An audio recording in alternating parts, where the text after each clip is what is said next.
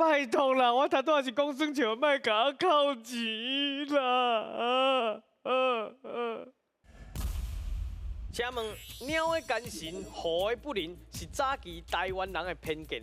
啊，这句话吼，伊是对倒一款表演来的？歌戏、布袋戏、咖喱戏。鸟的奸臣，虎的不灵。哦，这鸟的奸臣，无这虎的不灵。歌戏无，歌戏无。B 甲 C 这两项其中一个。我感觉是布袋戏，因为布袋戏可以讲一款。你感觉有诶无诶？可演年代啦，你布袋戏年代较久就可能。咖喱红啊，咱较早敢若较无遐流行嘛，吼，应该是布袋戏啦，吼。我觉得是 C。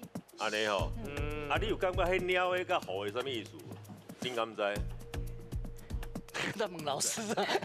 因为可能我以为啦，可能因迄个面有画那鸟啊啥的迄个，可能是还有吹球啦，鸟毋是面拢有迄个花纹啊，吹球啊，对。嘿啊，到底是歌戏、布袋戏还是咖喱？咖喱，好，咖喱，确定吼？咖喱。咱的答案就是万宁的讲的咖喱戏。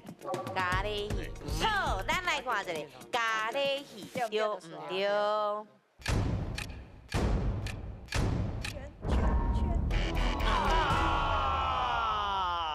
安尼啦，你若选2000，即马送人，你即马选1万，哎呦，当的，真正你爱出钱啊你。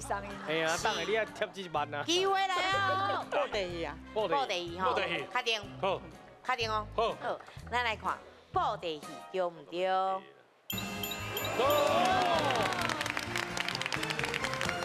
这送药的。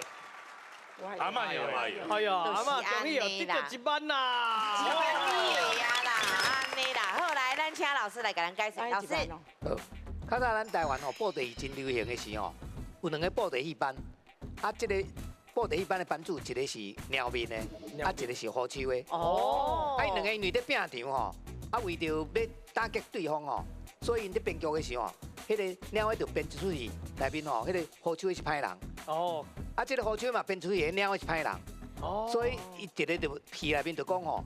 这个鸟的奸臣，啊，一个讲这虎的不仁吼，啊，所以尾后就变做即句话留落来呢。啊，老师，啊，鸟的意思是鸟面的，鸟面的对。啊，虎的是虎手的，哦，一个角色的感觉，哎呦，感觉是安尼。布袋戏，好，老师，谢谢，谢谢。